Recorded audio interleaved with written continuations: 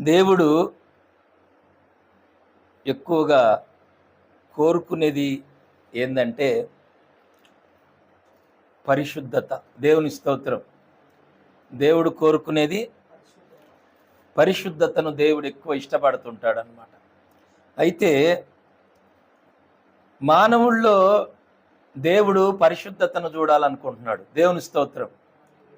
ఎవరిలో పరిశుద్ధత?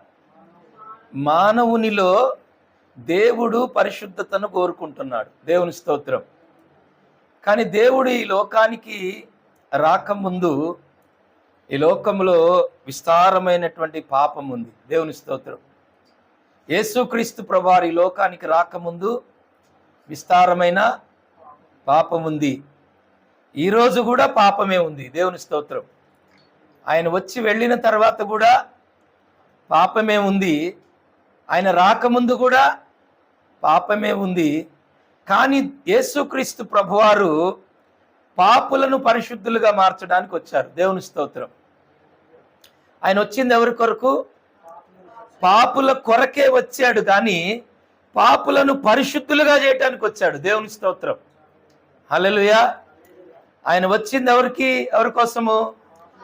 పాపుల కోసమే వచ్చాడు. ఆయనకు అందుకని ఆయన ఏమంటారంటే పాపుల రక్షకుడు అంటారు. దేవుని స్తోత్రం.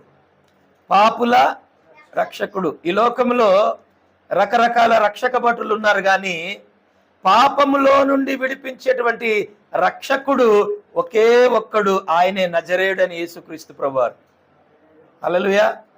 నజరేయుడైన యేసుక్రీస్తు ప్రభు తప్ప పాపములో నుంచి విడిపించేటువంటి రక్షకుడే ఈ భూమి మీద కానీ ఆకాశమందు కానీ భూమి క్రింద కానీ ఎక్కడ చూసినా కూడా లేడు. ఆయన ఒక్కడే. దేవునికి మహిమ కలుగును గాక. చూడండి, ఈ లోకములో చాలా రక్షక భటులు ఉన్నారు. ఏమండి, అనేక రకాలైనటువంటి రక్షక భటులు ఉన్నారు. అంటే వారి యొక్క స్టేటస్ను బట్టి, అంటే ప్రధానమంత్రికి ఉండేవాళ్ళు ప్రధానమంత్రికి ఉంటారు, అలాగే ముఖ్యమంత్రికి ఉండేవాళ్ళు రాష్ట్రపతికి ఉండేవాళ్ళు, అలాగే మంత్రులకు ఎమ్మెల్యేలకు, ఇలాగ ప్రతి ఒక్కరికి కూడా వారి పక్కన బాడీ గార్డ్స్ ఉంటారు. వారిని రక్షక భటులు అంటారు. ఏమంటారు?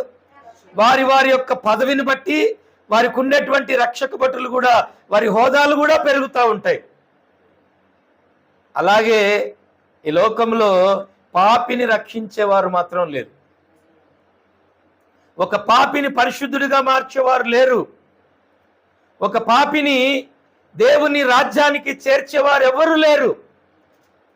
ఒక పాపిని పరిశుద్ధపరచాలన్నా, ఒక పాపిని దేవుని రాజ్యానికి పరిశుద్ధుడిగా చేర్చాలన్నా ఆ ఒక్క పని చేసింది దేవుడు ఒక్కడే. ఆయనే నజరేయుడైన యేసుక్రీస్తు ప్రభువారు. కాబట్టి దేవుడు పరిశుద్ధతను మానవుల్లో కోరుకుంటున్నాడు. దేవుడు పరిశుద్ధతను ఎవరిలో కోరుతున్నాడు? మానవుల్లో పరిశుద్ధతను కోరుతున్నాడు. కానీ మానవుడు పరిశుద్ధుడిగా బ్రతకగలుగుతున్నామా? మనిషి పరిశుద్ధుడిగా ఉండగలుగుతున్నాడా? అందుకనే బైబిల్లో మత్తయి సువార్త ఏమిటంటే, హృదయ శుద్ధి గలవారు ధన్యులు, వారు దేవుణ్ణి చూచెదరు అని ఉంటుంది. దేవుని స్తోత్రం. హల్లెలూయా. దేవుణ్ణి చూడాలన్న కోరిక ప్రతి మనిషికి భూమి మీద ఉంటుంది. చెప్తారా? హల్లెలూయా చెప్తారా? హల్లెలూయా. ప్రతి మనిషికి ఉంటుంది. భూమి మీద పుట్టిన ప్రతి మనిషికి కూడా వాళ్ళ తండ్రిని చూడాలి, వాళ్ళ తల్లిని చూడాలి, వాళ్ళ బంధువులను చూడాలి, లేదంటే ఈ భూమి మీద ఉన్నటువంటి అందచందాలు, దేవుని యొక్క సృష్టి, దేవుని యొక్క ఆ సృష్టిలో ఉన్నటువంటి అన్నిటిని చూడాలనేటువంటి కోరిక ప్రతి మనిషికి కూడా ఉంటుంది. కానీ అందరూ కూడా దేవుని సృష్టిని కూడా అందరూ చూడలేరు. డబ్బున్న వాళ్ళు చూడగలరు. బాగా డబ్బున్న వాళ్ళు ప్రపంచమంతా తిరిగి రాగలరు, సృష్టి అంతా కూడా చూడగలరు. కానీ డబ్బు సృష్టికర్తను చూపించదు. ఏమండి? డబ్బు సృష్టిని సృష్టించినటువంటి సృష్టికర్త అయిన దేవుణ్ణి డబ్బు చూపించదు. వెండి బంగారాలు కూడా చూపించవు. కానీ సృష్టికర్త అయినటువంటి దేవుణ్ణి చూడాలంటే ఆయన అంటాడు పరిశుద్ధతే కావాలి. హల్లెలూయా. ఏం కావాలి? పరిశుద్ధత కావాలి. నోటిలో పరిశుద్ధత, కళ్ళల్లో పరిశుద్ధత, హృదయములో పరిశుద్ధత, పడుకునే స్థలములో పరిశుద్ధత, తినే ఆహారంలో పరిశుద్ధత, నీవు నడిచే నడకలో పరిశుద్ధత, నువ్వు కూర్చుండే స్థలములో పరిశుద్ధత, నువ్వు చేసే పనిలో పరిశుద్ధత, నీ చర్యలన్నిటిలో కూడా దేవుడు నీ క్రియల్లో కూడా పరిశుద్ధతను కోరుకుంటున్నాడు. దేవుని స్తోత్రం. ప్రతి దానిలో కూడా దేవుడు మానవుల్లో పరిశుద్ధతను కోరుతున్నాడు. ఎందుకు పరిశుద్ధత అంటే, ఆ పరిశుద్ధత నీలో మనలో ఉంటే సృష్టిని సృష్టించినటువంటి ఆ సృష్టికర్త అయిన దేవునితో నీవు మాట్లాడగలవు, చూడగలవు, నడవగలవు. దేవునికి మహిమ కలుగును గాక. బైబిల్లో దేవుణ్ణి చూచిన వారున్నారు, దేవునితో మాట్లాడిన వారున్నారు, దేవునితో నడచిన వారు కూడా ఉన్నారు. హల్లెలూయా చెప్తారా? హల్లెలూయా. ఏమండి, ఆనాటి నోవాహు కాలంలో మరి నోవాహు అంట భూజనం అంతటిలో కూడా నోవాహు కృప పొందినవాడు అని బైబిల్ చెప్తుంది. ఏం పొందాడంట ఆయన? కృప పొందాడు. బైబిల్లో మరి ఆదాము చూస్తే, ఆదాము దేవునితో కలిసి సహవాసం చేశాడు. ఎవరితో సహవాసం చేశాడు?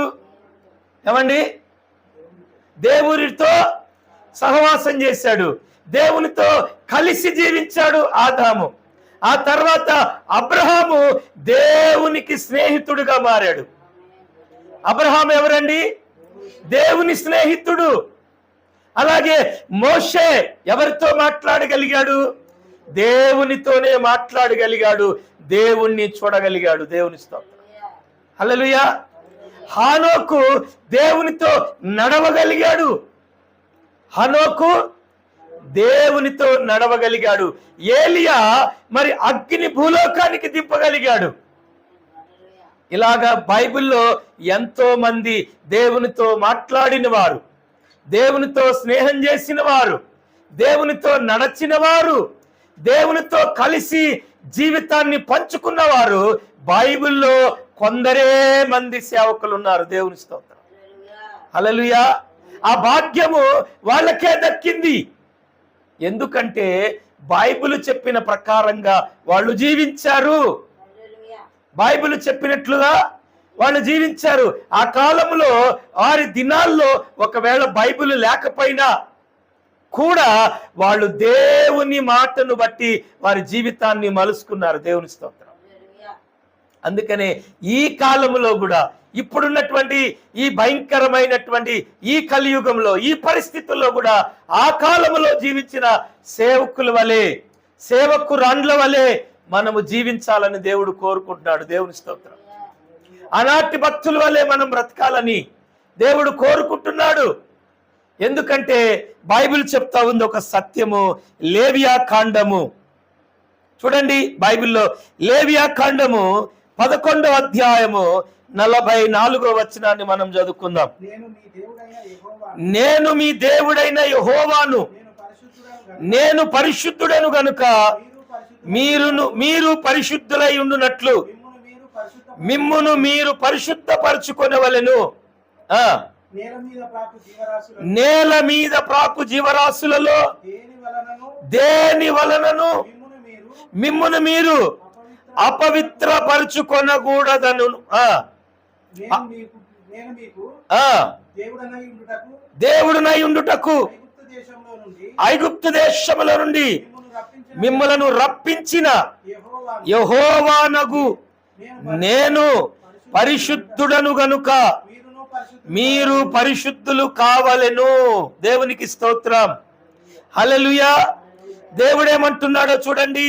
ఆయన అంటాడు, నేల మీద ప్రాకు జీవరాశులలో దేని వలనను మిమ్మును మీరు అపవిత్రపరుచుకొనకూడదు. నేల మీద ప్రాకు అంటే నేల మీద ప్రాకు ప్రతి జంతువులు. చాలా మంది ఏది పడితే అది తింటారు. దేవుని స్తోత్రం.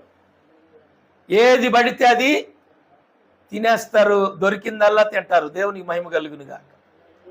కానీ ఇక్కడ దేవుడు అంటున్నాడు, ఇక్కడ నోవాహు కాలంలో దేవుడు ఏం చేశాడంటే అపవిత్రమైనటువంటి జంతువులు కొన్ని, పవిత్రమైనటువంటి జంతువులు కొన్ని ఓడలోకి దేవుడు ఎక్కించమన్నాడు. దేవునికి మహిమ కలుగునుగా. అంటే భూమి మీద మనము తినవలసినవి ఉన్నవి, తినకూడనివి కూడా ఉన్నాయి. దేవుని స్తోత్రం.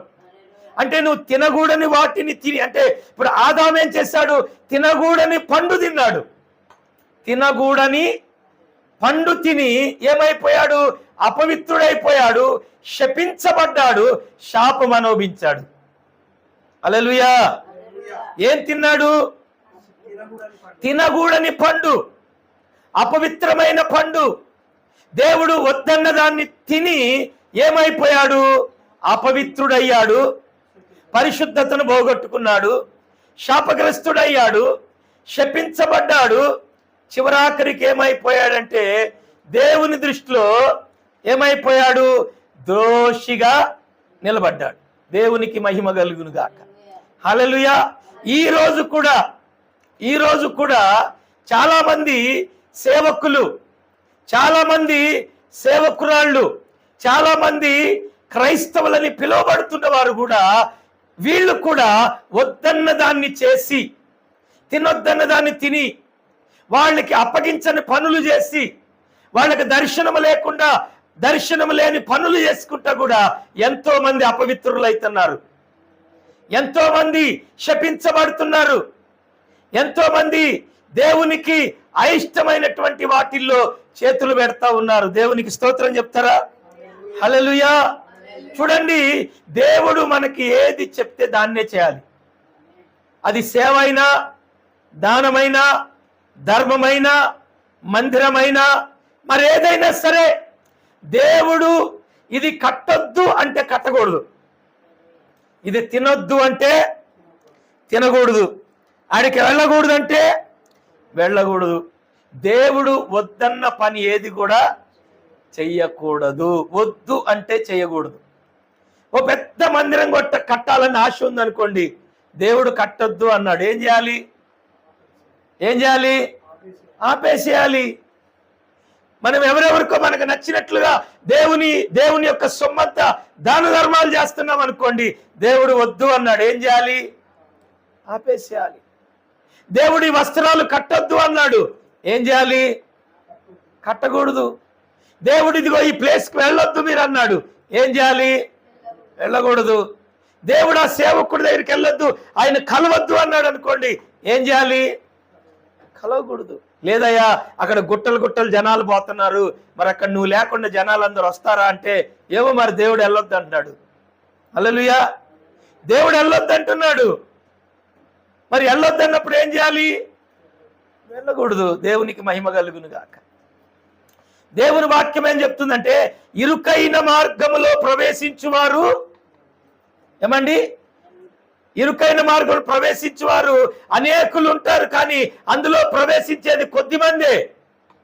కానీ విశాలమైన స్థలంలో కంట గుట్టలు వెళ్ళిపోతూ ఉంటారు. దేవుని స్తోత్రం. మరి విశాలమైన స్థలములోనే కదా పాపము జరిగేది. ఆడ పాపముంది, ఆడ దేవునికి అయిష్టమైన కార్యాలు జరుగుతూ ఉన్నాయి, దేవునికి అసహ్యమైన కార్యాలు జరుగుతూ ఉన్నాయి. అక్కడ దేవునికి నచ్చినట్టుగా ప్రజలు లేరు, అక్కడ పరిస్థితులన్నీ తారుమారుగా ఉన్నాయి. అందుకనే దేవుడు అంటాడు, అక్కడికి మీరు వెళ్ళొద్దు. దేవుని స్తోత్రం. దేవునికి నీకు కనెక్షన్ ఉంటే దేవుడు మాట్లాడతాడు. Praise the lord. దేవునికి నీకు కనెక్షన్ లేకపోతే దేవుడు నీతో మాట్లాడతాడా? మాట్లాడడు. మరి సౌలుతో దేవుడు మాట్లాడటం మానేశాడు. కారణం ఏంటి? దేవుడు సౌలుతో మాట్లాడటం మానేశాడు. అంతకుముందు సౌలుతో దేవుడు మాట్లాడాడు, సమూయేలు ద్వారా మాట్లాడాడు, సౌలుతో దేవుడు మాట్లాడాడు.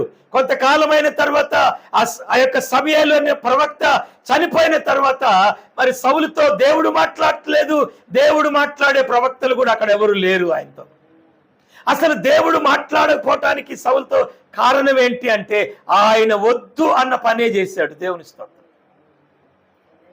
ఇవాళ సేవకులు అని పిలువబడుతున్న వారు కూడా ఇదే చేస్తున్నారు. మీకు తెలుసో లేదో, దేవునితో మనము సంబంధాలు కలిగి ఉంటే దేవుడు ఎవరేం చేస్తున్నారో దేవుడు మనకు చెబుతాడు. దేవుని స్తోత్రం. హల్లెలూయా. మనం ఏం చేస్తామంటే ఆ పై రూపాన్ని చూసి పరిగెడతా ఉంటాం. ఆ ఆకర్షణ, ఏమండి, ప్రవక్త అయినటువంటి సమూయేలే మోసపోయాడు. ఎవరిని చూసి? యెషయా కుమారులను చూసి. వీళ్ళు బలవంతులు, వీళ్ళు ఎర్రగా ఉన్నారు, వీళ్ళు బాగా ఎత్తుగా ఉన్నారు, యుద్ధ నైపుణ్యం కలిగిన వారు, వీళ్ళంతా కూడా బాగున్నారు ఇశ్రాయేలీలకు. మరి వీళ్ళు రాజుగా ఉంటే ఎంత బాగుంటుందో అనుకున్నాడు. ఎవరు? సమూయేలు ప్రవక్త. అవునా? అయితే దేవుడేమంటున్నాడు? వీళ్ళెవరూ పనికిరారు అంటున్నాడు. చూడండి, దేవుని చూపు ఎలా ఉంది, ఒక దేవుని సేవకుడు చూపు ఎలా ఉంది మీరు ఆలోచించండి. ఒక సేవకుడే మోసపోతున్నాడు అపవాది చేతిలో పడి. మరి దేవుడు అంటున్నాడు వీళ్ళు పనికిరారు, వీళ్ళు చూపులకు మాత్రమే బలంగా ఉన్నారు, వీళ్ళు చూపులకు మాత్రమే అందంగా ఆత్మీయంగా కనబడుతున్నారు, వీళ్ళు చూపులకు మాత్రమే, కానీ నాకు నచ్చినటువంటి వ్యక్తులు వీళ్ళు కాదు. హల్లెలూయా చెప్తారా? వీళ్ళు నాకు నచ్చిన వారు, నాకు నచ్చిన క్వాలిఫికేషన్, నాకు నచ్చినటువంటి ప్రధానమైన పద్ధతులు, పరిశుద్ధత వీళ్ళ దగ్గర లేదు. వీళ్ళు పేరు కోసమే సేవ చేస్తున్నారు, వీళ్ళు డబ్బు కోసం సేవ చేస్తున్నారు, వీళ్ళంతా కూడా వాళ్ళని వారు గణపరచుకోవడానికి, చూపించుకోవడానికి మాత్రమే వాళ్ళు సేవా పరిచర్య కార్యక్రమాలు చేస్తున్నారు. నాకు నచ్చినట్టు వీళ్ళు లేరు, వీళ్ళ దగ్గరకు మీరు వెళ్ళొద్దు అని దేవుడు నీతో చెప్పాలంటే, దేవుడు నీతో మాట్లాడాలంటే దేవునికి నీకు కనెక్షన్ ఉండాలా. ఒకటి, నువ్వు దేవుణ్ణి అడిగే బిడ్డవై అన్న ఉండాలా. గట్టిగా అల్లు చెబుతారా? హల్లెలూయా. అందుకనే ప్రియమైన దేవుని బిడ్డలారా, ఇరుకైన మార్గంలో ప్రవేశించుట కొరకు అందరూ ఇష్టపడరు. ఇరుకైన మార్గంలో ప్రవేశించేది కొద్దిమందే ప్రవేశిస్తారు. మరి విశాలమైన స్థలంలోకి లక్షల మంది వెళ్తారు, వేల మంది వెళ్తారు. అక్కడ దేవునికి మహిమకరంగా జరుగుతుంది అని నువ్వు అనుకోవటం అది నీ భ్రమ మాత్రమే. దేవుని స్తోత్రం. అది నీ యొక్క భ్రమ. మీరు చూడండి, అక్కడ వ్యాపారాలు జరుగుతుంటాయి, అక్కడ అనేకమైన మార్పిడిలు జరుగుతూ ఉంటాయి. వాళ్ళు అక్కడికి వచ్చిన ప్రజల్ని వెళ్లకుండా వాళ్ళందరినీ ఏదో రకంగా కట్టి పడేయటానికి వాళ్ళు ప్రయత్నిస్తూ ఉంటారు. వాళ్ళని కట్టేయాలి, ఏదో ఒక భ్రమపరచాలి, ఏదో ఒకటి వాళ్ళకు రుచికరమైంది, ఆనందకరమైంది, ఆహ్లాదకరమైంది ఏదో ఒకటి వాళ్ళకి చూపించి వాళ్ళని అట్లా ఆకర్షించి ఆపేయాలి. దేవుని స్తోత్రం. మా దగ్గర తప్ప ఇంకెక్కడ కూడా ఇలాంటివి దొరకవని వాళ్ళకు చూపించాలి. దేవుని స్తోత్రం. ప్రజలకు కావలసింది, ఓ సూపర్ బజార్కి వెళ్ళారనుకోండి, ఒక బిగ్ బజార్కి వెళ్ళారనుకోండి, అందులోకి వెళ్ళిన ప్రజలు అంత తొందరగా బయటికి రాబుద్ధి కాదు. ఎందుకంటే అక్కడ అన్నీ దొరుకుతాయి. దేవుని స్తోత్రం. ఇలా బిగ్ బజార్ లాంటి సంఘాలు ఉన్నాయి, బిగ్ బజార్ లాంటి, సూపర్ బజార్ లాంటి పెద్ద పెద్ద ఆహ్లాదకరమైనటువంటి సంఘాలు ఉన్నాయి. అవన్నీ దేవునికి మహిమకరంగా ఉన్నాయా లేవా అని పరీక్ష చేసుకునే బాధ్యత ఒక క్రైస్తవుడుగా నీదే. Praise the lord. నువ్వే చేసుకో, నువ్వే చూసుకో. దేవుడు కోరుకుంటుంది పరిశుద్ధత, అది నీ దగ్గర ఉందా? Praise the lord. హల్లెలూయా. దేవుడు కోరుకునే పరిశుద్ధత నీ దగ్గర లేకపోతే రేపు నీవు వెళ్ళే ప్రాంతం భయంకరంగా ఉంటుంది. Praise the lord.